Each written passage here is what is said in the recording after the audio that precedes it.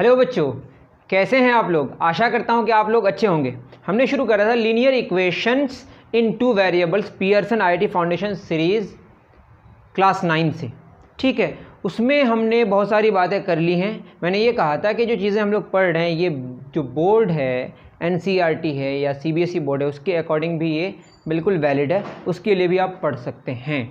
ठीक है, बहुत ही हाई फाई नहीं है, सबको इसको पढ़ने की ज़रूरत है। आज के इस लेक्चर में हम लोग बहुत सारी बातें जानने के बाद सॉल्यूशंस की नेचर के बारे में जानेंगे। जो हमारे साइमल्टेनियस दो इक्वेशंस थे, लीनियर इक्वेशन टू वेरिएबल्स, उसको जो हमने सॉल्व करा था, इसमें 3 तरह के सॉल्यूशंस आ सकते हैं। वो क्या क्या आ सकते हैं, उसके बारे में हम लोग आज एकदम डिटेल्ड में डिस्कस करेंगे।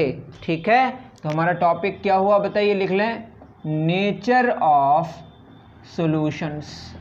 याद रहे, पीछे के लेक्चर्स देखना ज़रूरी है इसको समझने के लिए। अगर आप जानते हैं तो बहुत अच्छी बात है। नेचर ऑफ सॉल्यूशंस में सबसे पहले, when we try to solve a pair of equations we could arrive at 3 possible results. हम 3 तरीके के रिजल्ट्स हम जान सकते हैं। क्या क्या सॉल्यूशन हो सकता है, सबसे पहले हम जानेंगे, क्या जानेंगे बताइए, यूनिक सॉल्यूशन। किसको बोलते हैं यूनिक सॉल्यूशन, एक एग्जांपल लेके हम बात करेंगे, फिर इसको ग्राफिकल मेथड से बाद में अलग से समझेंगे।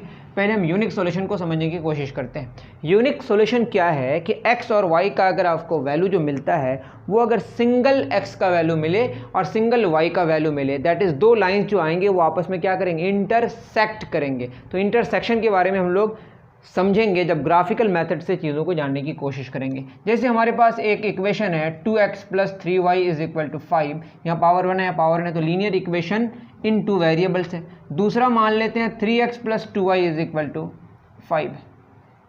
ठीक है, अब देखिए इन इक्वेशंस में x का कोफिशिएंट यहाँ कितना है 2, यहाँ पे y का कोफिशिएंट 3, यहाँ पे x का कोफिशिएंट 3, यहाँ y का कोफिशिएंट 2 +2।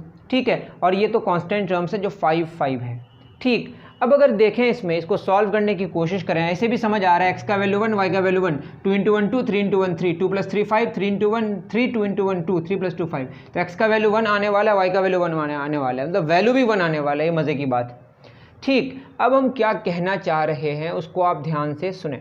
मैं ये कहना चाह रहा हूँ कि x का और y का सिंगल वैल्यू मिले। 1 एक वैल्यू है, वैसे 1 एक सिंगल वैल्यू है। ठीक है, 2 भी एक सिंगल वैल्यू हो सकता है, मतलब x का सिर्फ एक ही वैल्यू मिले और y का सिर्फ एक ही वैल्यू मिले, उसको बोलेंगे यूनिक सॉल्यूशन। अब इसको सॉल्व करेंगे तो मैंने बताया था, इसको इक्वेशन 1 मान लेते हैं, इसको इक्वेशन 2 मान लेते हैं। इसके कोफिशिएंट को सेम करने के लिए इसको 2 से मल्टीप्लाई करते हैं, इसको 3 से मल्टीप्लाई करते हैं, तो कितना हो जाएगा 4x + 3 दूना 6y = 10, 3 तिया 9x + 3 दूना 6y = 15। इसको अगर हम घटा देंगे तो माइनस माइनस माइनस हो जाएगा, ये कैंसिल हो जाएगा। 4 - 9 5x = कितना -5। तो क्या हो जाएगा, x का वैल्यू -5/-5, तो x आ जाएगा 1। x अगर 1 आ गया तो 2x + 3y = 5। यहाँ पे हम x का वैल्यू पुट कर देंगे तो 2 × 1 + 3y = 5, 2 × 1 2, उस पार जाएगा तो क्या होगा 5 - 2, दैट इज़ 3y = 3। तो y का वैल्यू 3/3, इतना आपको मैंने पहले ही बता दिया है। ठीक है, तो y 1 आया, x 1 आया, तो x का वैल्यू 1 आया, y का वैल्यू 1 आया। ये जो सिंगल वैल्यू है, यहाँ 3 यहाँ 2, इस तरह का कुछ भी, इसको हम कहते हैं यूनिक सॉल्यूशन। ग्राफिकल मेथड में हम देंगे 2 इक्वेशंस ऐसे होंगे जो एक जगह आके क्या करेगा, इंटरसेक्ट करेगा। ये जो इंटरसेक्शन पॉइंट है वही होगा x का वैल्यू 1 और y का वैल्यू 1।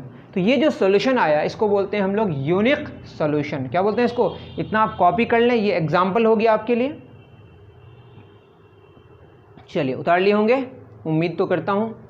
तो इसको सॉल्व करके हम लोगों ने जो रिज़ल्ट निकाला, सीधे मैं यहाँ लिखता हूँ कि ये इम्प्लाई करता है कि x का वैल्यू 1 आया और y का वैल्यू 1 आया, या हम बोलेंगे x और x, y जो आया वो क्या आया, 1, 1 आया। ये जो सोल्यूशन है इसको बोलते हैं हम लोग यूनिक सोल्यूशन। यूनिक सोल्यूशन में अगर देखेंगे आप कि x का जो कोफिशिएंट है यहाँ पे 2 है, यहाँ x का कोफिशिएंट 3 है, 2 और 3 का रेशियो। यहाँ पे देखिए y का कोफिशिएंट कितना है, 3 है, और y का कोफिशिएंट कितना है, 2 है। ये दोनों जो x के कोफिशिएंट्स का रेशियो और y के कोफिशिएंट्स का जो रेशियो है, अगर वो बराबर नहीं आता है तो ये जनरली आप देख पाएंगे, और भी आप इक्वेशन सॉल्व करेंगे तो आपको मिलेगा कि ये वाला अगर कंडीशन सेटिस्फाई कर रहा है तो जब जब ये कंडीशन सेटिस्फाई करेगा तब x और y का सिंगल वैल्यू मिलेगा। मतलब 2 लाइंस आपस में आके क्या करेगा, इंटरसेक्ट करेगा। तो कैसा सॉल्यूशन होगा? Unique solution. तो यूनिक सॉल्यूशन का क्या हो गया? ये कंडीशन हो गया। तो जनरली क्या होगा कि अगर हम लिखें a1x plus b1y is equal to c1, उसी तरह से a2x plus b2y is equal to c2, c1 इस पार भी कभी लिखा जाता है, फ़र्क नहीं पड़ेगा उससे। अब बताइए जनरली a1 बटे a2 और b1 बटे b2, याद रहे y का कोफिशिएंट है, हो सकता है y कभी इस पार हो। अगर ऐसा कंडीशन सेटिस्फाई कर रहा है, this condition is for unique solution. और जब जब सॉल्यूशन मिलेगा, जब जब सॉल्यूशन मिलेगा तो ऐसे सॉल्यूशंस को, ऐसे इक्वेशंस को हम, मतलब इस तरह के सिचुएशन को हम बोलते हैं कि ये कंसिस्टेंट है। क्या है ये? कंसिस्टेंट है। चाहे वो एक सॉल्यूशन मिले या इन्फिनाइट सॉल्यूशन मिले तो उसको बोलेंगे हम कंसिस्टेंट, जो आगे जाके हम बात करने वाले हैं। तो इसको उतार लें। यूनिक सॉल्यूशन का कंडीशन क्या हो गया कि x के कोएफिशिएंट्स का रेशियो और y के कोएफिशिएंट्स का जो रेशियो होगा वो आपस में बराबर नहीं होगा। अगर ऐसा होगा कि आपस में बराबर नहीं होगा तो यह होगा कि सॉल्यूशन सिंगल सिंगल मिलेगा, मतलब यूनिक सॉल्यूशन मिलेगा। मतलब दो इक्वेशंस के जो ग्राफ्स होंगे वो आपस में आके एक जगह इंटरसेक्ट करेंगे और वो यूनिक पॉइंट होगा। वही पॉइंट आपका सॉल्यूशन होगा जो ग्राफिकली हम जानेंगे। तो ये बात हुई किसकी? यूनिक सॉल्यूशन की। ठीक है, कोई एग्जाम्पल दूसरा भी आप लेके देख सकते हैं, आपकी मर्जी है। मैंने बहुत सारे एग्जाम्पल्स लिया था, जितने सारे लिया सब यूनिक सॉल्यूशन का था। वहाँ पे आप देख लेंगे कि a1 बटे a2 is not equal to b1 बटे b2 होगा। याद रहे, अगर पीछे माइनस है तो माइनस का सहारा आपको लेना पड़ेगा, ऐसा नहीं जैसे मैं बोलूँ 2x minus 3y is equal to 8, तो यहाँ पे y का कोफिशिएंट 3 नहीं है, क्या है? -3 है। अब दूसरा हम लोग क्या जानेंगे? दूसरा जानेंगे in infinite number of solutions, an infinite number of solutions. कितना सॉल्यूशंस बताइए? An infinite number of solutions. इसके लिए क्या होगा देखते हैं। जैसे भी मैंने बोला 2x plus 3y is equal to 5। ठीक है, दूसरा इक्वेशन अगर लें हम 4x plus 6y is equal to 10।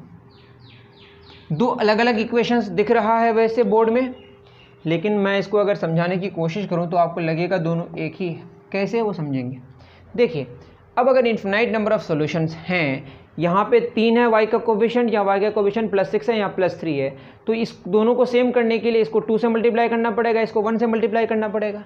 तो हम यहाँ पहले क्या कर लेते हैं, इसको 2 से मल्टीप्लाई करते हैं, इसको 1 से, तो क्या हो जाएगा 2 2 ज़ा 4x plus 6y is equal to 10, और नीचे तो पहले से ही क्या है 4x plus 6y is equal to 10। तो बेसिकली दोनों इक्वेशन क्या है, सेम ही है। दोनों इक्वेशन क्या है, सेम ही है। तो इक्वेशंस को अगर दोनों इक्वेशन का ग्राफ होगा तो सेम ही होगा, दोनों एक दूसरे पर क्या करेगा, चढ़ जाएगा। ये वाला और ये वाला दोनों एक ही पर चढ़ जाएगा। मतलब दोनों कितनी बार मिलेगा, इनफिनाइट बार मिलेगा। तो इनके कितने सॉल्यूशंस होंगे, इनफिनाइट सॉल्यूशंस होंगे। एक्स और वाई का कितना सारा वैल्यू 10 देगा, बहुत सारा वैल्यू। जैसे मैं यहाँ पे एग्जांपल लूँ, x plus Y is equal to 5 और 2x plus 2y is equal to 10। वही हो गया ना, 2 से मल्टीप्लाई ऊपर भी किया हमने, 2 से ऊपर मल्टीप्लाई करेंगे 2x प्लस 2y 10, लेकिन अलग अलग इक्वेशंस बन गए ना। अब बताए x का वैल्यू 5 5 1 और 4 5 देगा, यहाँ पे 1 2 1 2 4 2 8 2 और 8 कितना होगा, 10 होगा।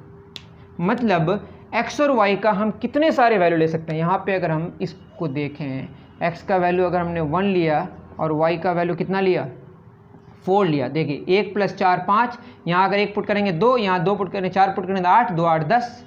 और अगर हम x का वैल्यू 2 लें, y का वैल्यू 3 लें, तो 2 3 5 होगा। और यहाँ क्या होगा, 2 2 ज़ा 4, 3 दूना 6 6 4 10। तो 2 सॉल्यूशंस हो गए। इस तरह से आप इन्फिनाइट सॉल्यूशंस निकाल सकते हैं। लेकिन इससे पहले वाला जो हम लोगों ने निकाला, उसमें दोनों इक्वेशंस को सेटिस्फाई करने के जो x और y के वैल्यूज़ होंगे वो सिंगल सिंगल होंगे, वो यूनिक सॉल्यूशन देगा। बात समझ आ रही है, आप समझ पाएंगे धीरे धीरे। दोनों सेम इक्वेशंस, तो x और y का कितना सारा वैल्यू दोनों को सेटिस्फाई करेगा। जब इसको सेटिस्फाई करेगा तो इसको भी सेटिस्फाई करेगा, और इसको कितने सारे x और y के वैल्यू सेटिस्फाई करेंगे, इन्फिनाइट। आप पुट करके देख सकते हैं, ठीक है। तो ये बात हो गई किसकी, इन्फिनाइट नंबर ऑफ सॉल्यूशंस की।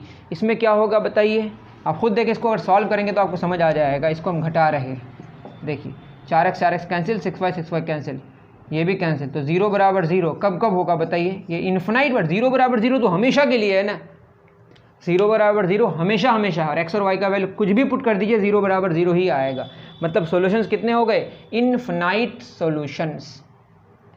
कितने हो गए, इनफिनाइट सॉल्यूशंस। आप चाहे तो एक्स और वाई का वैल्यू पुट करके देख भी सकते हैं।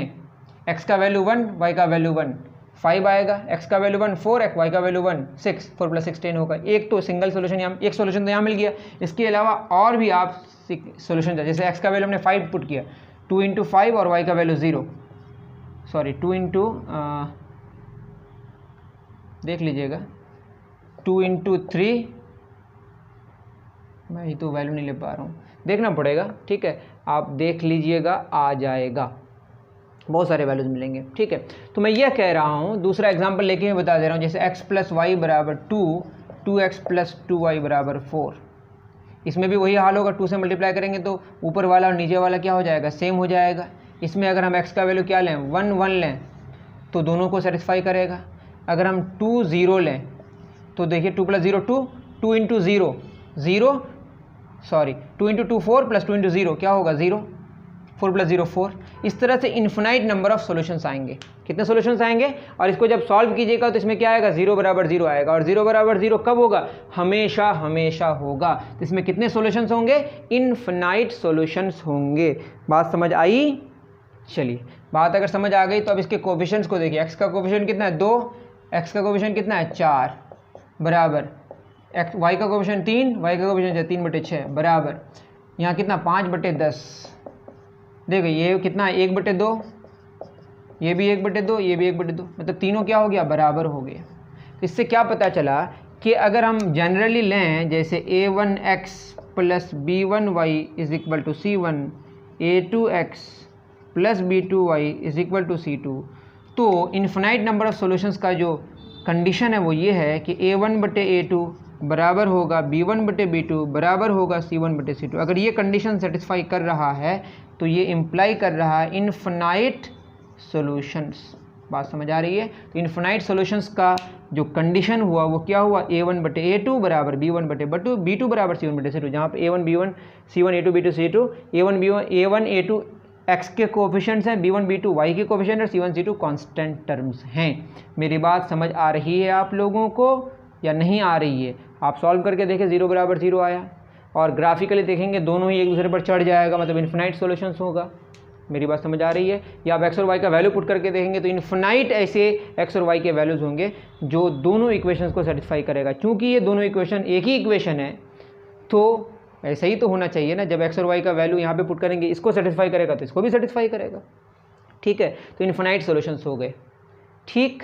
तो ये कंडीशन। अब बताइए, बेसिकली दूसरा वाला जो इक्वेशन है पहले इक्वेशन से ही तो आया है ना। पहले इक्वेशन को हमने लेफ्ट और राइट दोनों में 2 से मल्टीप्लाई हमने कर दिया तो सेकंड इक्वेशन आ गया। बेसिकली दूसरा वाला इक्वेशन पहले वाले इक्वेशन पर ही डिपेंड कर रहा है। इसको बोलते हैं डिपेंडेंट इक्वेशंस। क्या बोलते हैं? Dependent equation.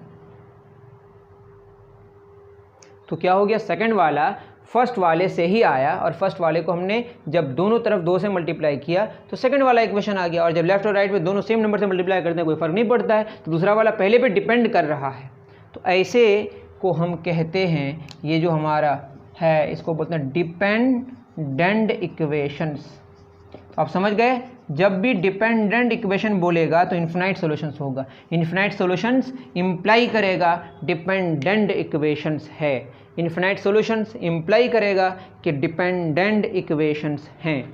बात समझ आ रही है? इन्फिनाइट सॉल्यूशंस इंप्लाई करेगा कि डिपेंडेंट इक्वेशंस हैं। बात समझ आ रही है? हमारे पास जो 2 सॉल्यूशंस हुए, एक हुआ यूनिक सॉल्यूशन, ये कौन सा सॉल्यूशन? Unique solution. और दूसरा कौन सा हुआ? Infinite solutions. इन दोनों सॉल्यूशंस को मिला के हम कहते हैं कि कंसिस्टेंट है ये। क्या है ये?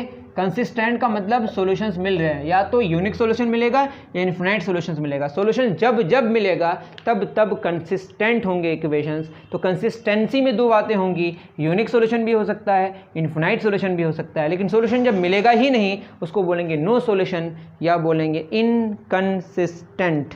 क्या बोलेंगे? इनकंसिस्टेंट। ठीक है, उतार लीजिए। तो कंसिस्टेंट में 2 बातें हो गई, क्या क्या? यूनिक सॉल्यूशन और इन्फिनाइट सॉल्यूशन। यूनिक सॉल्यूशन में आपके क्या है, जो कोएफिशिएंट्स ऑफ एक्स के रेशियोज हैं और कोएफिशिएंट ऑफ वाई के रेशियोज है बराबर नहीं होगा। इन्फिनाइट सॉल्यूशन में कोएफिशिएंट ऑफ एक्स और कोएफिशिएंट ऑफ वाई और कांस्टेंट टर्म सबके जो रेशियोज होंगे वो आपस में बराबर होंगे।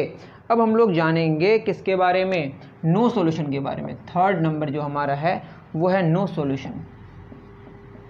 नो सॉल्यूशन में क्या होगा, जैसे अभी मैं बोलूँ x plus Y is equal to 2 और 2x प्लस 2y, या यही रखते हैं, इतना क्यों करें, x plus Y equal to 2 बहुत ही आसान लेते हैं और x plus Y is equal to 3।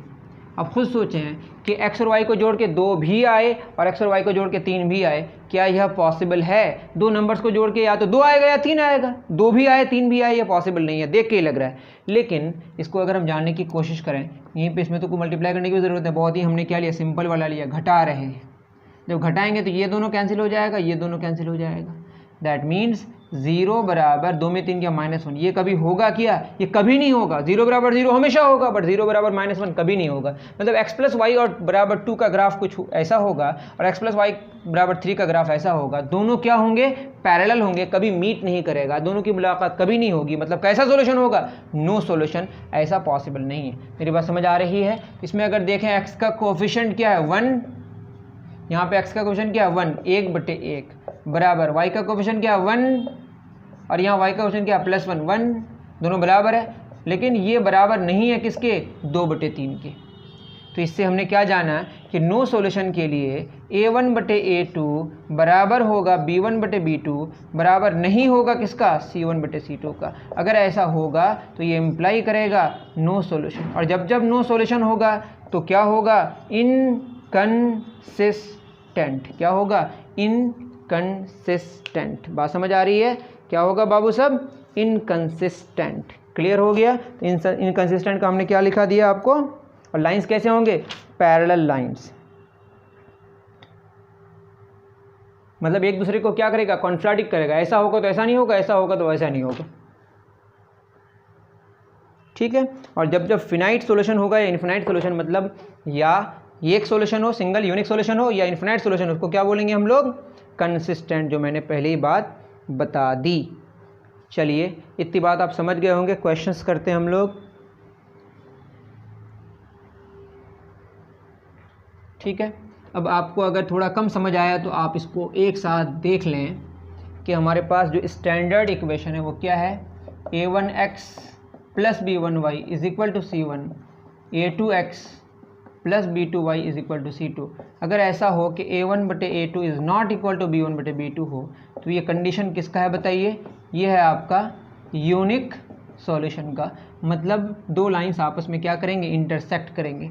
a1/a2 is equal to b1/b2 is equal to c1/c2 हो जाए तो ये होगा आपका इन्फिनाइट सॉल्यूशंस, और ये दोनों एक दूसरे पर ओवरलैप कर जाएगा, और ये दोनों मिलके बोलेंगे इसको हम लोग कंसिस्टेंट। और जब इन्फिनाइट सॉल्यूशन होगा तो इसको बोलेंगे डिपेंडेंट। ठीक है। और जब डिपेंडेंट नहीं होगा तो इंडिपेंडेंट होगा। अब बताइए a1/a2 is equal to b1/b2 is not equal to, अगर c1/c2 हो तो ये बताएगा कौन सा सॉल्यूशन, नो सॉल्यूशन। जब नो सॉल्यूशन होगा तो सिस्टम इनकंसिस्टेंट होगा। ठीक है। इतनी सारी बातें आपको समझ आ गई, आप आराम से उतार लीजिए। चलिए क्वेश्चंस करते हैं, फिर हम लोग बात करेंगे। उतार लिए? चलिए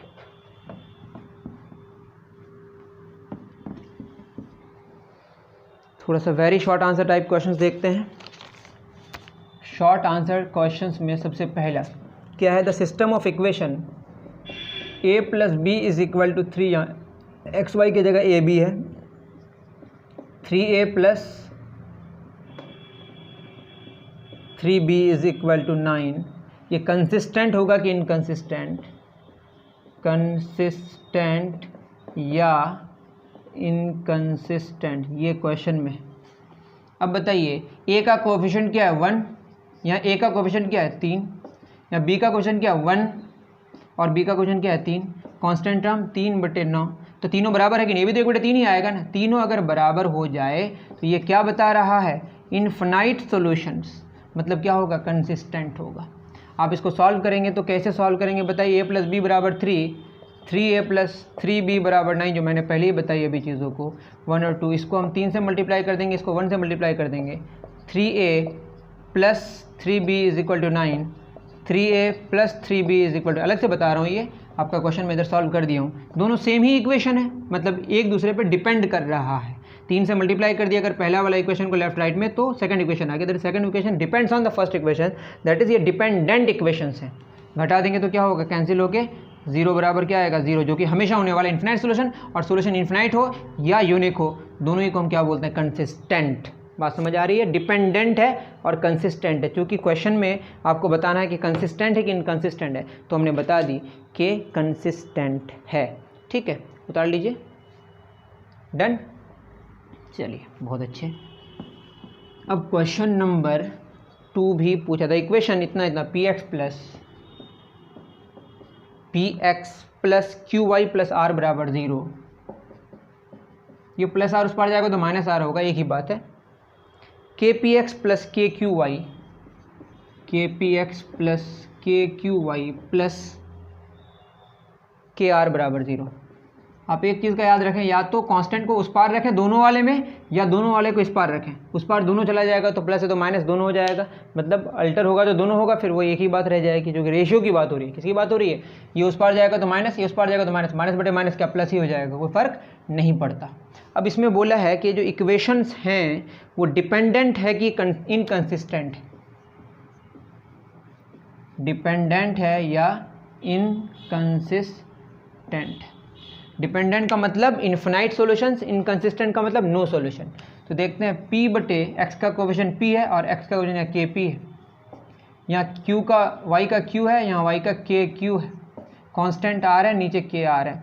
k अगर 0 नहीं है तभी बात होगी, वैसे 1/k, p cancel, q cancel, 1/k, r cancel, 1/k। अब बताइए तीनों बराबर है तो इन्फिनाइट सॉल्यूशंस होंगे। इन्फिनाइट का मतलब क्या हो गया, डिपेंडेंट। अभी हमने चीज़ों को बताई, उम्मीद करता हूँ कि आप समझे होंगे। क्वेश्चन नंबर 3 उतार लीजिए इसको।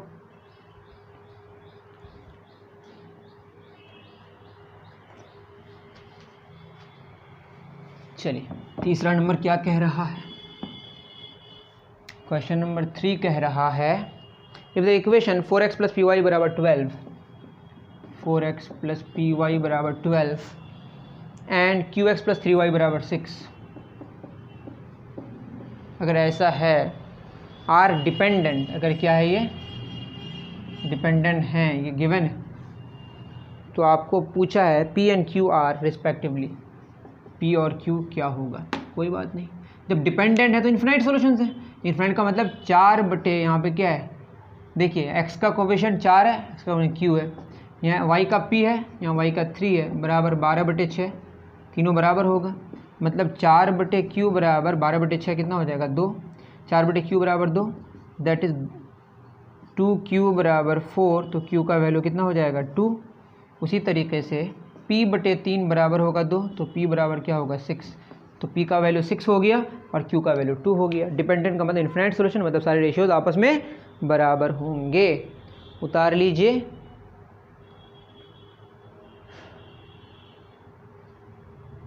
और तो यहाँ पे इस तरह के कोई, every system of dependent equations is consistent. देखिए डिपेंडेंट जो जो होगा वो कंसिस्टेंट होगा, लेकिन जो जो कंसिस्टेंट होगा वो डिपेंडेंट होगा ऐसा ज़रूरी नहीं है। क्वेश्चन क्या है सुनिए, क्वेश्चन है every system of dependent, every system of dependent equations is consistent, is the converse always true?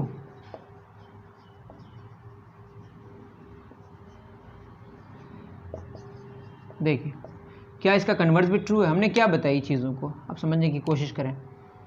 Dependent का मतलब इन्फिनाइट सॉल्यूशन, जो कंसिस्टेंट होगा, दो तरह के कंसिस्टेंट होंगे, या तो इन्फिनाइट होगा, इन्फिनाइट सॉल्यूशंस जिसको हम डिपेंडेंट कहेंगे, क्या कहेंगे, डिपेंडेंट, या यूनिक सॉल्यूशन होगा।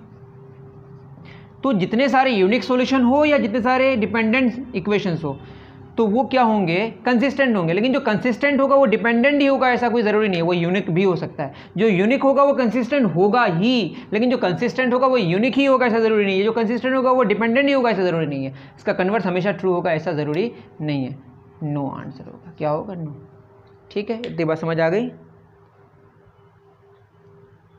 चलिए, ये हो गई कहानी 4 तक। उसके बाद क्वेश्चन नंबर 17 अगर आपके पास है तो आप पढ़ सकते हैं। उन में क्या बोला है, if the cost of 2 chocolates and 3 biscuits.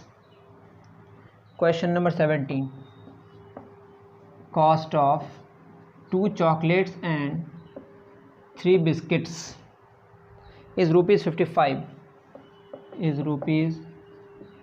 ₹55 and that of 4 and 6 110। ऐसा बोला कि 2 चॉकलेट और 3 बिस्किट का कॉस्ट 55 रुपये, 4 चॉकलेट और 6 बिस्किट का कॉस्ट 110 रुपये है। Then the cost of the chocolate and 1 biscuit are necessarily ₹20 and ₹5 respectively. 1 biscuits cost is equal to 1 chocolates cost, पहले 1 chocolate cost is equal to ₹20, 1 biscuit cost is equal to ₹5 necessarily. क्या ये ज़रूरी है, true या false? अगर आपके पास book हो तो आप देखिए, बुक में लिखा हुआ है कि if the cost of 2 chocolates and 3 biscuits is ₹55 and that of 4 chocolates and 6 biscuits ₹110, then the cost of 1 chocolate and 1 biscuit are necessarily ₹20 and ₹5। देखिए, 2 चॉकलेट्स का कॉस्ट, एक चॉकलेट का कॉस्ट हमने x मान लिया, 2 का 2x, 3 बिस्किट का 1 biscuit का y, तो 3 बिस्किट का 3y बराबर क्या होगा, 55। इस तरह का मैंने करा है। 4 चॉकलेट का 4x, 6 चॉकलेट का 6y बराबर 110। देखिए, इस दोनों को देखेंगे अगर तो ये डिपेंडेंट इक्वेशंस हैं। कैसे, अब बताइए, मैं अगर यहाँ लिखूँ 2/4 बराबर 3/6 बराबर क्या हो जाएगा, 55/110। बात समझ आ रही है? तीनों बराबर है, 1/2 1/2 1/2। मेरी बात समझ आ रही है? तीनों क्या है, बराबर है। तो इस केस में इसमें कितने सॉल्यूशंस होंगे, इनफिनाइट सॉल्यूशंस होंगे। आप बैठा के भी देख सकते हैं, x और y के इनफिनाइट वैल्यूज होंगे। यहाँ पे अगर x 20 और y 5 पुट करेंगे तो दोनों सॉल्यूशंस तो आएंगे ही। इस तरह से x और y के आप इनफिनाइट सॉल्यूशंस पा सकते हैं, जो आपका काम है। तो इनमें इनफिनाइट सॉल्यूशन होगा, सिर्फ यही दोनों सॉल्यूशन होगा ऐसा बिल्कुल ज़रूरी नहीं है। तो आंसर क्या होगा, फॉल्स। ठीक है, उम्मीद करता हूँ समझ पा रहे होंगे, और अगर नहीं समझ पा रहे हैं तो कमेंट सेक्शन में मुझे आप बता सकते हैं। चलिए, कुछ लेवल के क्वेश्चंस कर लेते हैं, लेवल 1 के क्वेश्चंस। लेवल 1 में अगर हम देखें तो लेवल 1 में क्या कह रहा है, how many pairs of X and Y satisfy the equations. How many pairs of X and Y, X और वाई के कितने values satisfy the equation, satisfy the equations 2x plus 4y is equal to 8, 6x plus 12y is equal to 24। Options हैं 0, 1, infinite और ये none. ठीक है, अब बताइए, खुद समझ आ रहा है, 3 से मल्टीप्लाई करेंगे तो 6 हो जाएगा, ये 12 हो जाएगा, ये 24 हो जाएगा। डिपेंडेंट इक्वेशंस तो इनफिनाइट सॉल्यूशंस। वैसे मैं बता दूं, x का वजन 2, x का 6, 4/12 बराबर 8/24। तीनों बराबर है कि नहीं, 2 3 6, 4 3 8 3 24, 1/3 1/3 1/3। अगर ये तीनों बराबर हो गया तो कितने सॉल्यूशंस, इनफिनाइट सॉल्यूशंस। तो एक्स और वाई के इनफिनाइट सॉल्यूशंस होंगे। और डिपेंडेंट क्या है, डिपेंडेंट। समझ गए, उतार लीजिए। ये आपका लेवल 1 का पहला क्वेश्चन ही है, लेवल 1 का पहला क्वेश्चन। अच्छे से उतारें, मैं बहुत गंदा लिख रहा हूँ, आप गंदा ना लिखें। चलिए, लेवल 1 का अब हम लोग दूसरा क्वेश्चन करने की कोशिश करते हैं। दूसरा क्या कह रहा है, फाइंड द वैल्यू ऑफ के को निकालना है for which system of linear equations kx plus 2y is equal to 5, 3x plus y is equal to 1 has 0 solutions. 0 solution मतलब no solution. Option A, k का वैल्यू 6, बी k का value 3, option C K का value 4, D none. तो no solution में हमने जाना कि पहले दो रेशियोज़ क्या होंगे, बराबर होंगे, और लास्ट का वाई का कोएफिशिएंट क्या 1 है, लास्ट का बराबर नहीं होगा। वैसे 2/1 बराबर 5/1 नहीं है, कोई शक नहीं है, लेकिन ये दोनों बराबर होगा तो क्या होगा, k × 1 बराबर 2 × 3, के का वैल्यू क्या होगा 6। Option A is correct. बहुत ही ईजी, उतार लीजिए।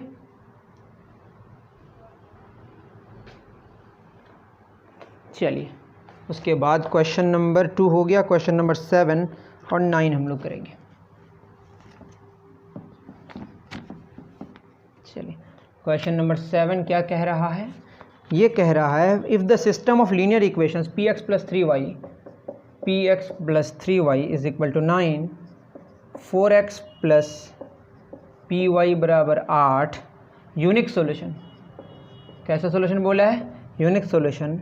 तो ऑप्शन है p बराबर ±2√3, ऑप्शन बी p बराबर नहीं होगा ±3√2, p बराबर नहीं होगा ±2√3, p बराबर होगा ±3√2। देखते हैं कैसा सॉल्यूशन है। यूनिक सॉल्यूशन का मतलब पहले दो रेशियोज आपस में बराबर नहीं होंगे लेकिन ख्याल में रहे। नहीं सही है, 3/p तो क्या हो जाएगा, p × p p² बराबर नहीं होगा किसका, 12 का, दैट इज़ p बराबर नहीं होगा ±√12 का, तो p बराबर नहीं होगा ±2 दूना 4 तिया 12, तो हो जाएगा बराबर नहीं होगा ±2√3। Option C is correct. तो उम्मीद करता हूँ कि आप मेरी बातें समझ पा रहे होंगे।